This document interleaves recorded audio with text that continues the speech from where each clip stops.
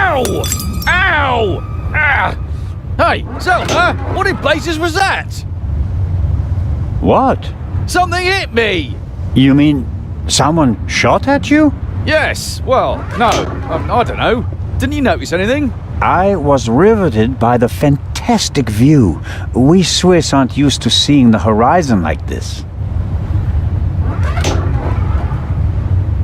And my bottle's broken too! Oh, I don't believe this.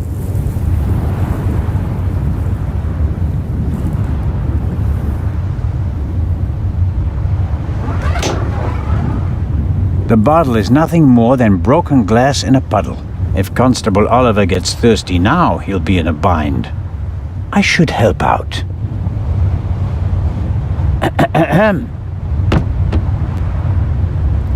What do you want? Inspector Legrand is questioning the first of the passengers in the saloon. And? It will be hours before he gets to the stowaway. And? We'll save time if I question him. We'd also save time if you stopped asking me the same things over and over again. I will not let you in. What time is it, by the way? Got an appointment? No, but I'm hungry. Go and get yourself something. I'll mind the door in the meantime. Aha. You could bring me something, though. So, what do you want to eat? Oh, anything. An apple or something like that. There's ham and eggs in the saloon. Can't touch him. Why not? Sergeant Mills. Hmm? He's responsible for the fitness of the unit, and he'll chew you out if he thinks you've packed on a few pounds. I see. Leave it with me. Yeah, thanks.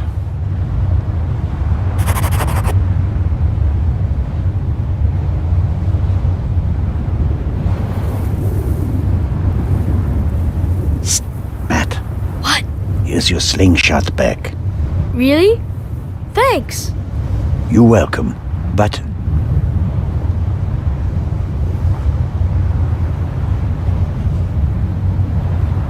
you should put Constable Oliver on the list of people who'd better not see it.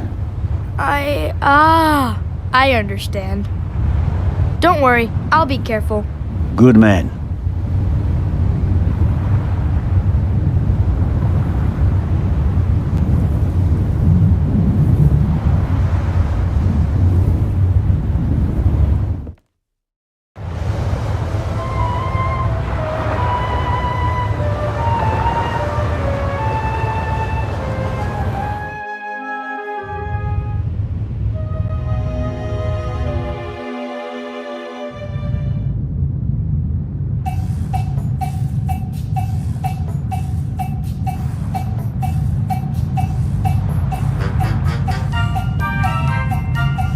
Lady Westmacott, may I bother you for a moment?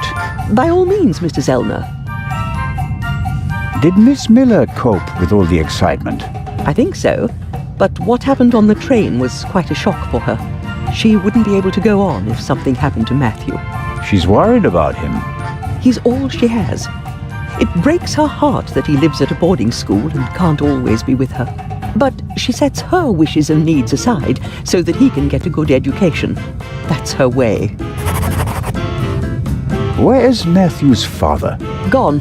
Run off. Ran away from his problems again. He drank a lot. More and more after each setback. It's better for both of them this way. He left her. She couldn't have borne it. She loved him and wanted to stick by him. She fell out with her family over him. They couldn't understand her. And when he left her, the ground opened up beneath her feet. For 2 weeks, she was as good as dead. If she didn't have Matthew, she'd be dead. You seem to know a lot about it. I mean, about the time before Miss Miller began working for you. I have my reasons. And Matthew, do you care as deeply about the children of your other employees? If you fail with your own child, you hope to do better with others, Constable. And the idea to send Matt to a boarding school was mine. Matthew idolized his father and blamed his mother for the fact that he wasn't around anymore. I was afraid the situation would escalate if he had to live on a country estate alone with his mother and some old people. I think I was right. He quickly made friends at boarding school. He's popular, well-liked, a real athlete according to his teachers. And his relationship with his mother has improved as well. He's headed in the right direction. Miss Miller told me that you have a valuable manuscript with you. That is correct. An unpublished Part 2 novel. The manuscript must be worth a fortune. Oh, it's not just any Part 2 novel. I wrote it 20 years ago, but it will only be published after my death. It's Part 2's last case. Maurice Partout dies. You're going to kill him off? I already have. And I enjoyed it. Madam, I was so sick of writing one Part 2 novel after another. I was keen to stick a knife in his guts. And so, 20 years ago, I did. Of course, I didn't want to disappoint my fans, so I let him solve case after case. But at least I was certain that he'd never escape me, that in the end, I would get him. I understand. Let's just hope that this novel remains unpublished for many more years. I have to be going, Lady Westmacott. Please keep me informed, Constable Zellner. Of course.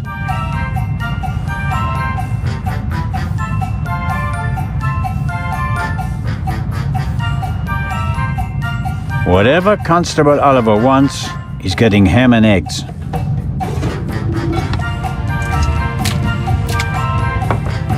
And just a pinch of salt for our friendly constable. Good.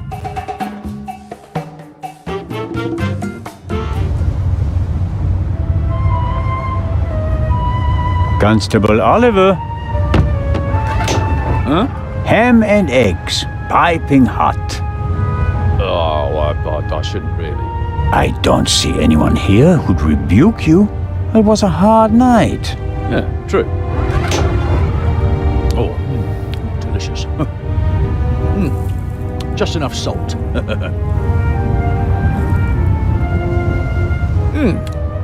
Oh, that was good of you. Cheers. You don't expect me to wash your dirty dishes as well, do you? Oh, of course not, Your Majesty. Could you bring me something to drink? Those ham and eggs were pretty salty. I'm sorry. I have to proceed with my investigations. Goodbye.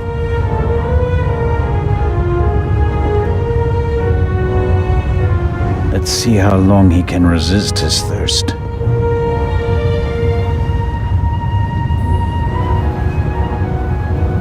Not long at all.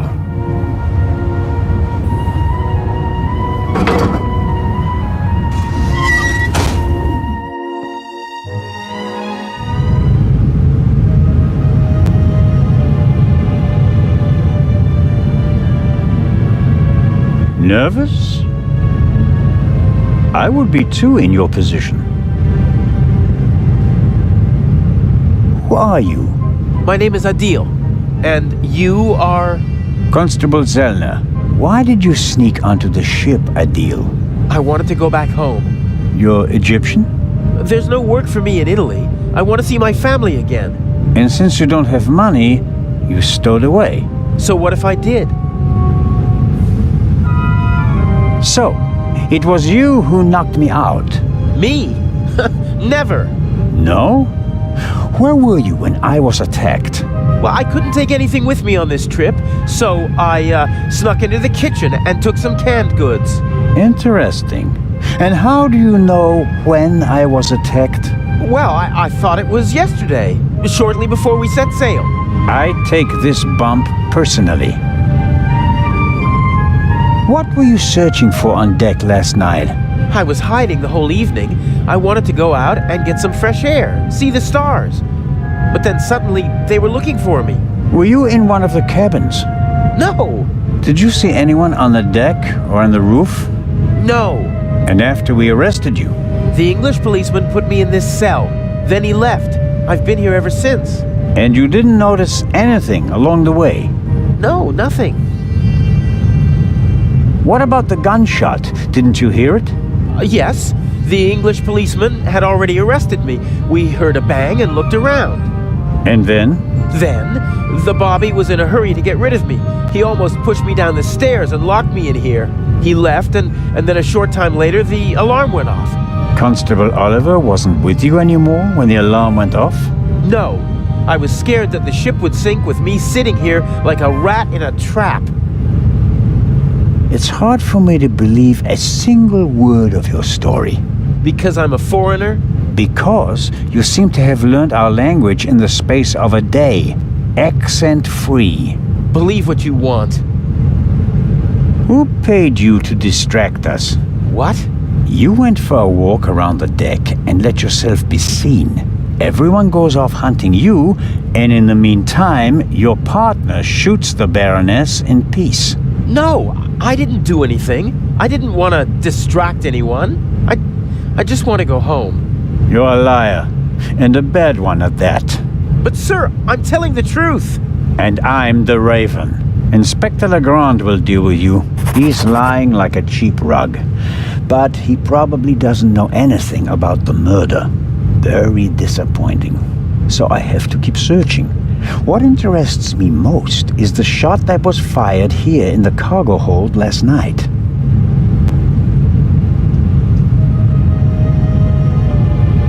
The cargo hold also seems to serve as a changing room for the crew. At least for the ones who don't wear white uniforms. A stroke of luck. The lock is open. Oil-stained overalls. And here, an old toolbox. It's been through a lot. Hardly any paint, dented, and the lid is held shut by a wire. I'll take it with me.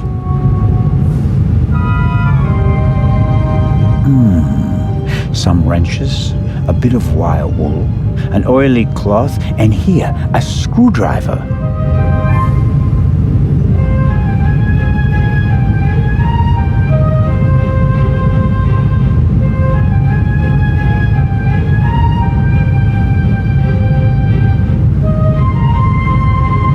The young man is lying like a cheap rug. That much is clear.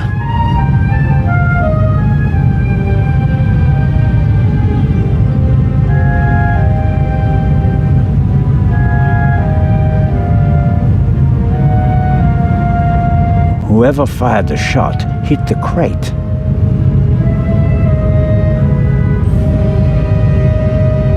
Well, I think the bullet is still in the wood.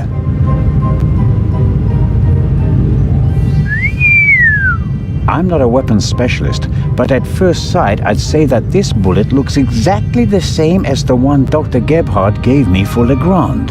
That would mean that the murderer also fired a shot here in the cargo hold before the murder. But why? Did they just want to make sure the old gun still worked? Or was it something else? And did the bullet really come from the same gun? I can only check that in Legrand's cabin.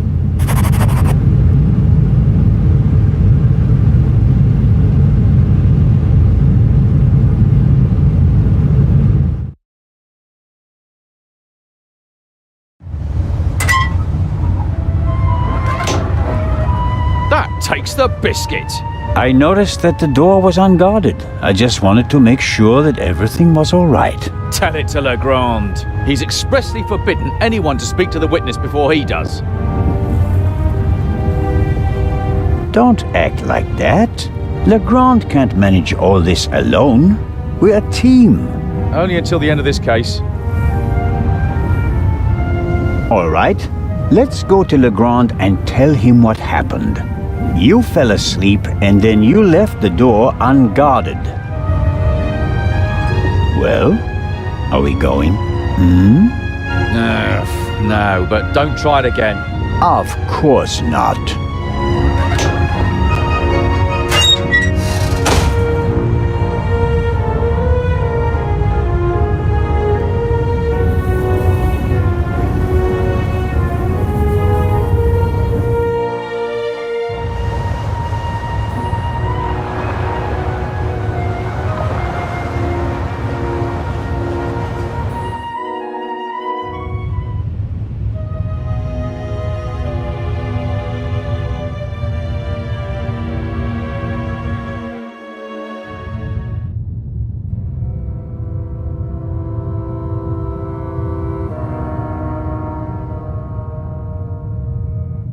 The lock isn't especially secure. I should be able to open it with the wire from the cargo hold.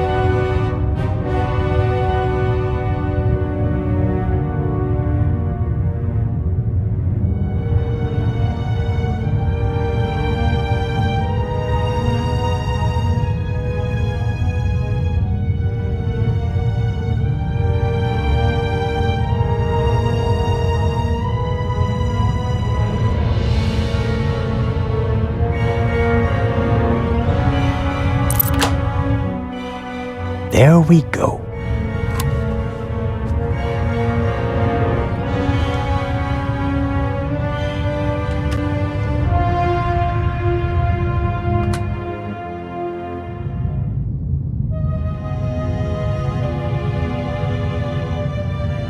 A lock master and son. Tough to crack. If I wanted to steal the eye, I'd concentrate on getting the 3 keys. If everything goes according to plan, the first time this monster is opened will be in the museum in Cairo. Fingers crossed. Neatly folded and unused. Legrand hasn't slept since we cast off, nor on the train.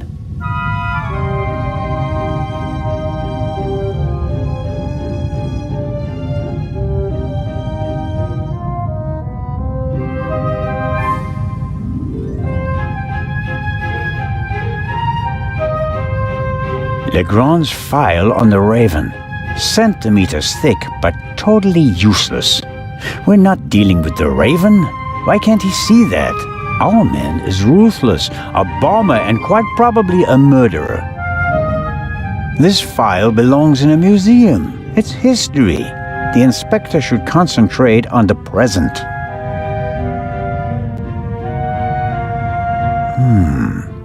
There's nothing written on the bottle. I suppose it's some sort of stimulant, legal or not. Legrand has been awake for at least 30 hours straight, maybe more. I shudder to think what kind of side effects this stuff might have. A policeman on a murder investigation should have his wits about him. The risk that he could miss evidence or endanger himself and others is too high. This is the pipe from the cargo hold. Legrand seems to have inspected it for fingerprints. I can still make out the powder. No. Nothing to see on the end of the pipe that the attacker held. Either he wore gloves or he cleaned the pipe. Aha! That's the bullet the doctor removed from the Baroness's corpse.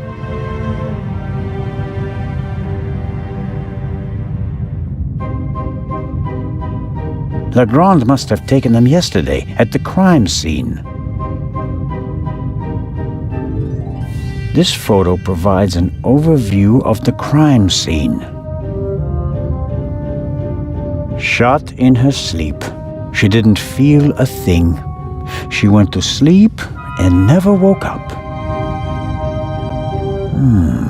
Yes. The bed, the blood spot. The spot on the sheet is much bigger than the one on the mattress. There's blood on the blanket as well. A lot of blood, I'd say. The blanket and the sheet are gone. I guess they're in the medical center. Yes, that's how we found her yesterday. I think. I wasn't really myself at the time. No. Nothing suspicious.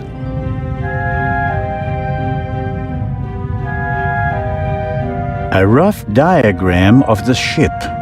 Legrand marked the Baroness's cabin. Seems like he didn't turn up anything else of note.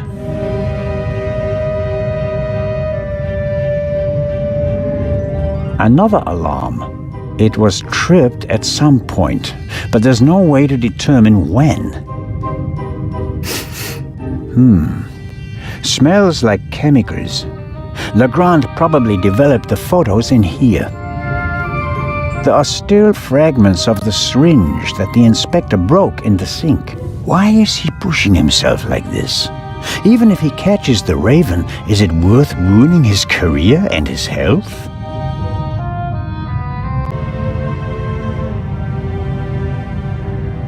Legrand must have taken and developed the photos himself. He even made copies and enlargements. He seems to be prepared for everything, with access to more resources than a normal detective.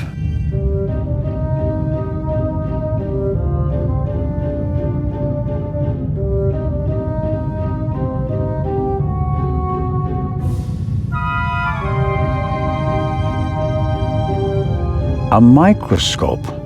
Looks like the one that Lutz Reichinger uses in his pharmacy, just more modern.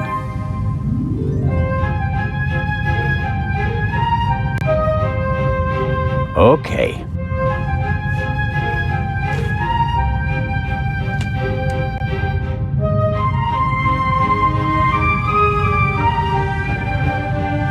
All right.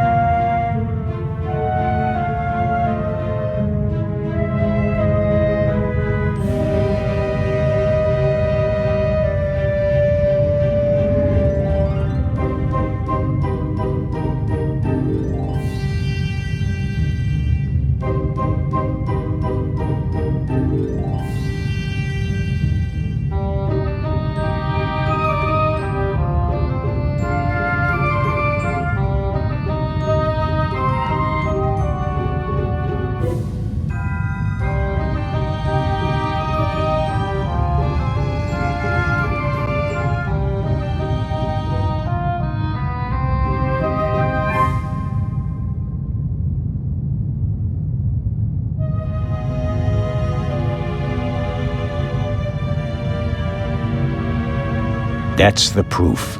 Whoever shot the Baroness also fired the shot in the cargo hold. What could that mean?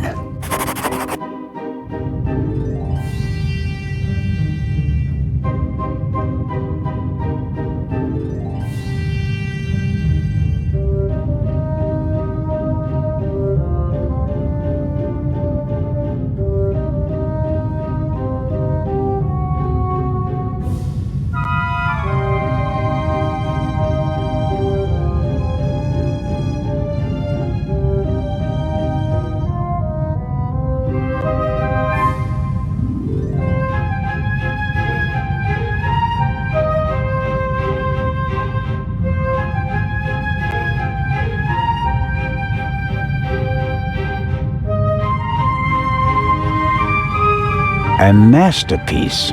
Forensic teams use kits like these. They're placing increasing importance on the preservation of evidence, but not in Switzerland yet.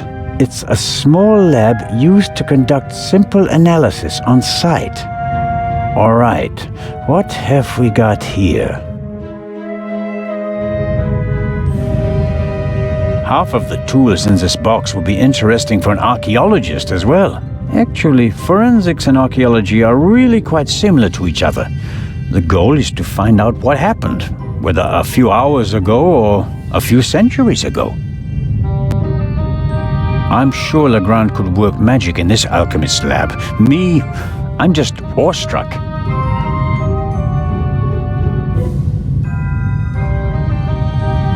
What's this? Oh, how practical. A hermetically sealed cotton swab for collecting samples. I'll take it. Good Lord.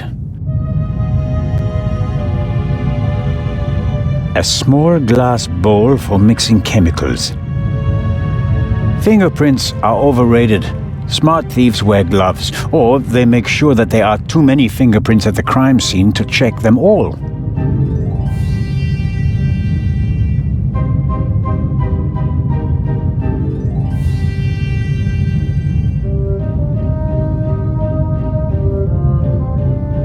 For forensics in the woods or the open country, I suppose.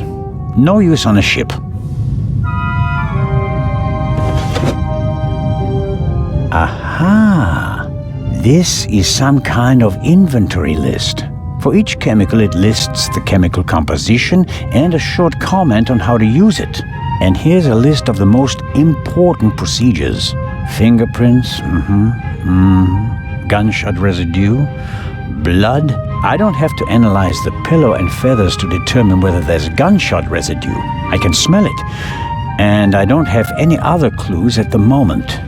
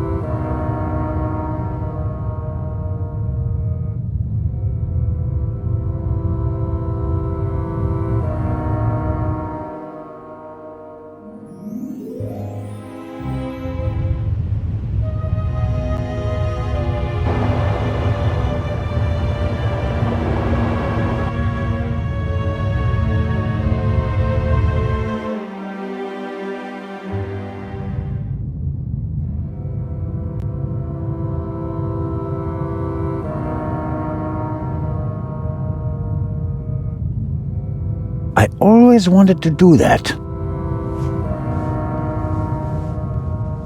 That should be enough.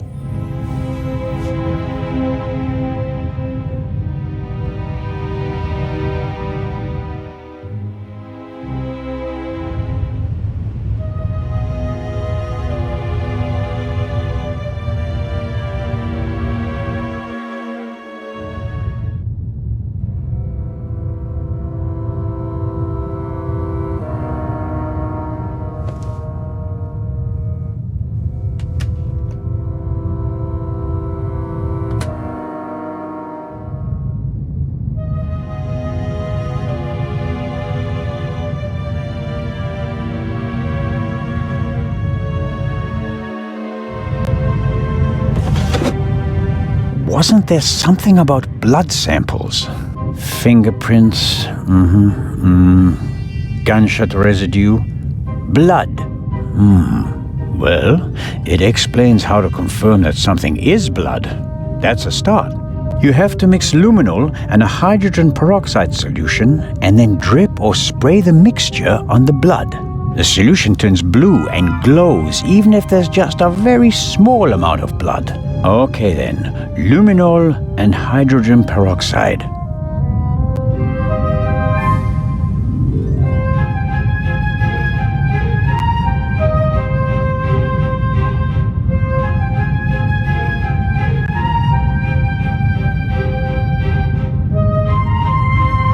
Aha! Luminol.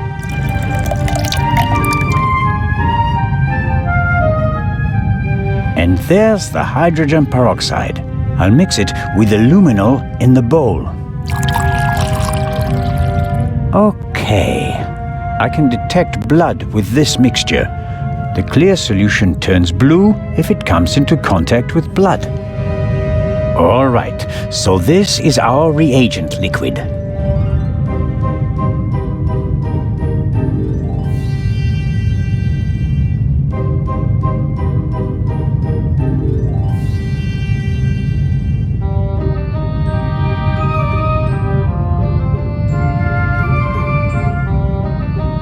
I think it's better to drip the solution on the swab instead of dipping the swab into the solution.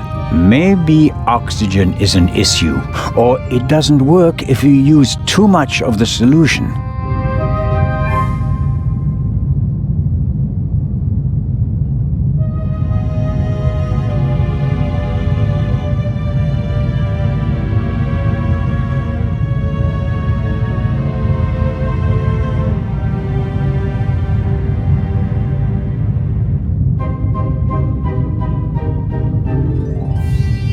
Okay, I'm filling the pipette and putting it down very carefully.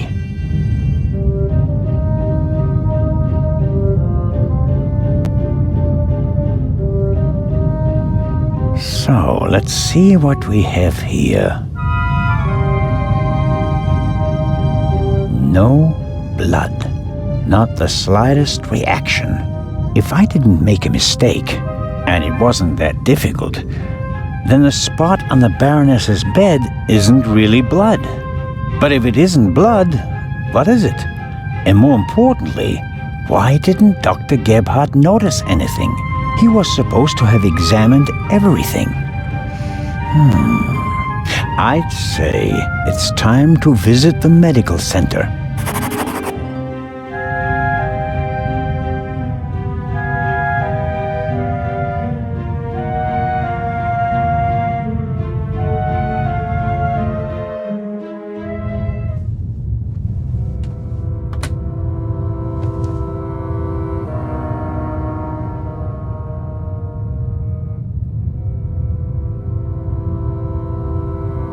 We're lucky that the Lydia has a well-stocked medical center at its disposal. I suppose it was added during the war. A ship of this size wouldn't normally have a full medical center. It seems impossible that Dr. Gebhardt could have shot the Baroness. He was with me when the gunshot ran out. But he must have noticed that the Baroness was lying in a pool of fake blood. Maybe he's covering for someone. Let's find out.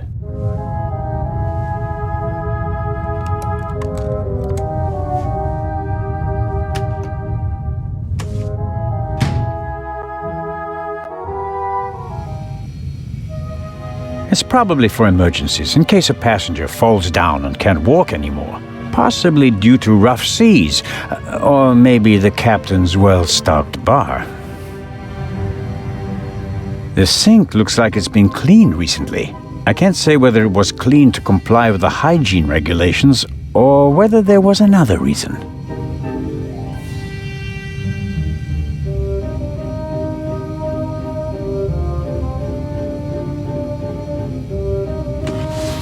Interesting.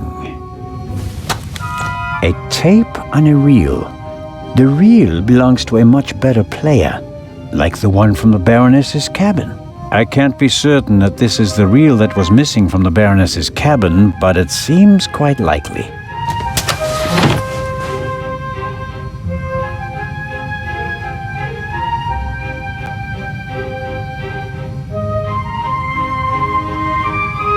A tape recorder from Saibling. Interesting. The reel in the Baroness's cabin is from the same company. A microphone was plugged into the tape recorder. Maybe Dr. Gebhardt records the results of his examinations and writes them down later.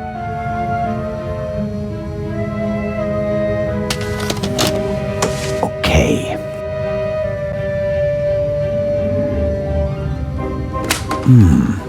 Nothing.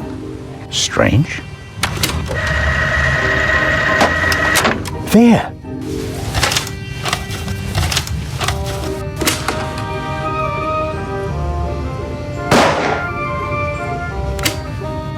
Very interesting.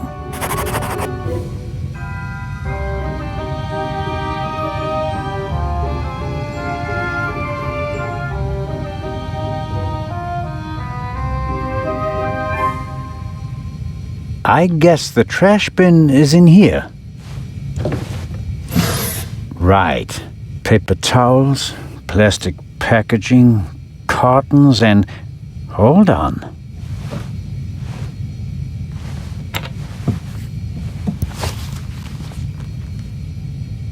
What's this? A burst rubber glove. It's knotted, and there's a red liquid all over the inside that looks like blood. I bet good money that it's the same fake blood I found in the Baroness's cabin.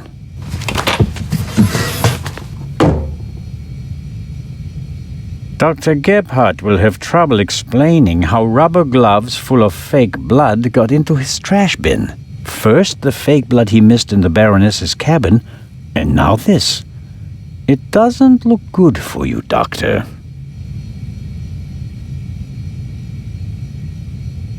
That's proof enough for me that the doctor is involved in this. I should report to Legrand. Time to pay Legrand a visit.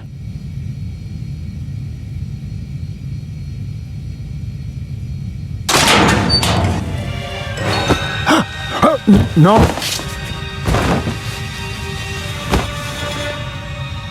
No, don't!